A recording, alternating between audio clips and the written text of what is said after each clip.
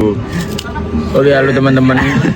Perkenalkan, nama saya Satria Bagus Panjinarendra, NIM 11524000147. Saya dari program studi ilmu komunikasi. Jadi di video kali ini saya akan membahas salah satu fenomena politik yang saat ini cukup dekat dengan kehidupan kita, yaitu partisipasi politik generasi muda melalui media sosial.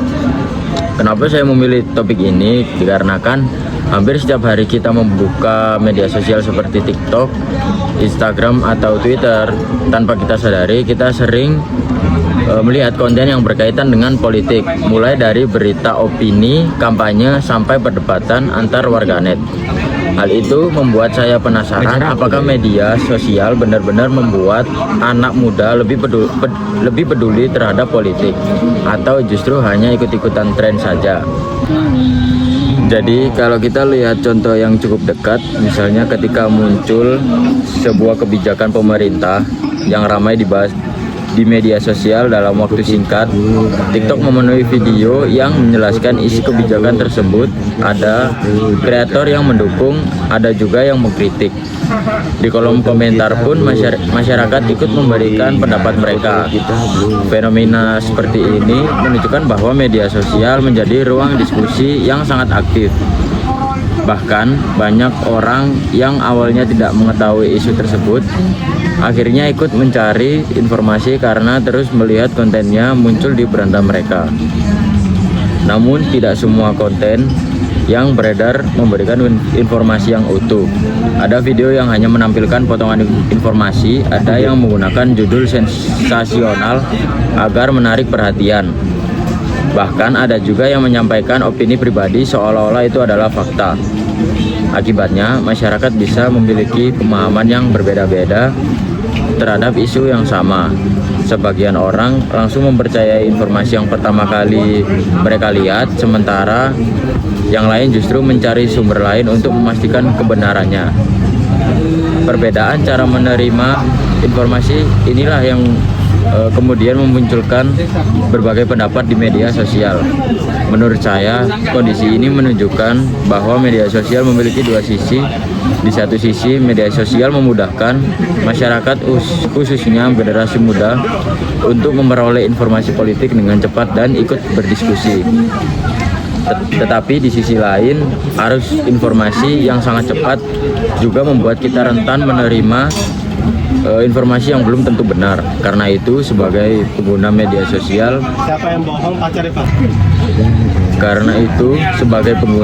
sosial, kita tidak cukup hanya menjadi penonton. Kita juga harus menjadi pengguna yang kritis, yaitu dengan membiasakan diri membaca informasi dari beberapa sumber, membandingkan isi beritanya, dan tidak langsung menyebarkan informasi hanya karena sedang viral.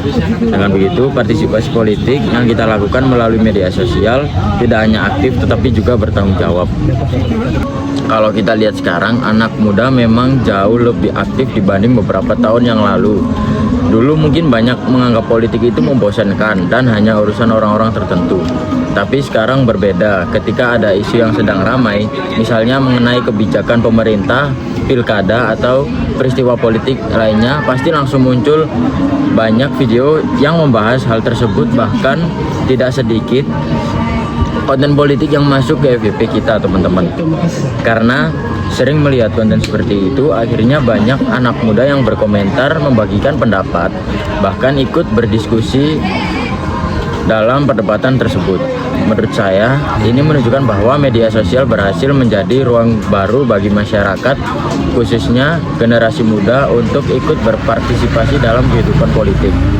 Namun di sisi lain muncul juga pertanyaan, apakah semua orang yang ikut berkomentar benar-benar memahami isu yang sedang dibahas, atau mereka hanya ikut karena topiknya itu sedang viral gitu.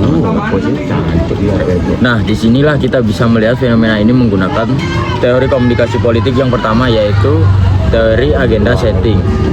Teori agenda setting menjelaskan bahwa media tidak selalu menentukan apa yang harus kita pikirkan, tetapi media mampu menentukan isu apa yang dianggap penting oleh masyarakat. Kalau kita hubungkan dengan media sosial yang sekarang, algoritma akan terus menampilkan konten yang sedang ramai dibicarakan.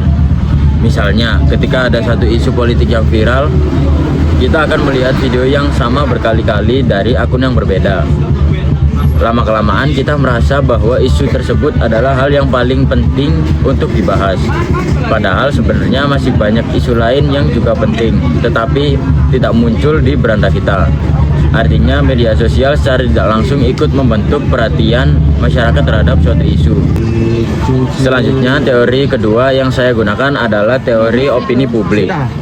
Menurut teori ini, opini masyarakat terbentuk dari informasi yang terus mereka terima secara terus-menerus. Semakin sering seseorang menerima informasi yang sama, maka semakin besar kemungkinan informasi tersebut dipercaya.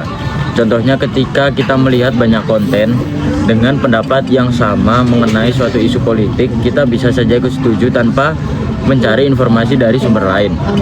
Akibatnya, opini yang terbentuk belum tentu berasal dari pemikiran kita sendiri, tetapi dipengaruhi oleh informasi yang terus muncul di media sosial. Menurut saya, hal ini menjadi tantangan bagi generasi muda sekarang, dan di satu sisi media sosial memberikan kesempatan untuk lebih peduli terhadap politik dan berani menyampaikan pendapat. Namun di sisi lain, kita juga harus lebih kritis dalam menerima informasi. Jangan sampai kita langsung percaya hanya karena sebuah video memiliki jutaan penonton atau ribuan komentar. Popularitas sebuah konten tidak selalu menunjukkan bahwa informasi tersebut benar. Karena itu, sebelum ikut menyebarkan atau mengomentari suatu isu politik, sebaiknya kita mencari tahu terlebih dahulu sumber informasinya. Kita bisa membandingkan dari beberapa media yang kredibel agar tidak mudah terpengaruhi oleh informasi yang menyesatkan. Kalau menurut saya pribadi, meningkatnya partisipasi politik generasi muda adalah hal yang positif. Artinya anak muda sudah mulai peduli terhadap kondisi bangsa dan tidak lagi bersikap apatis terhadap politik.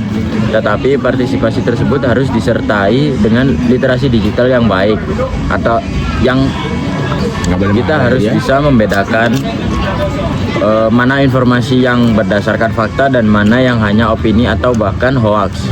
Jadi kesimpulan yang bisa saya ambil adalah media sosial memiliki pengaruh yang sangat besar terhadap partisipasi politik generasi muda. Melalui teori agenda setting, kita dapat memahami bahwa media sosial mampu menentukan isu apa yang menjadi perhatian masyarakat.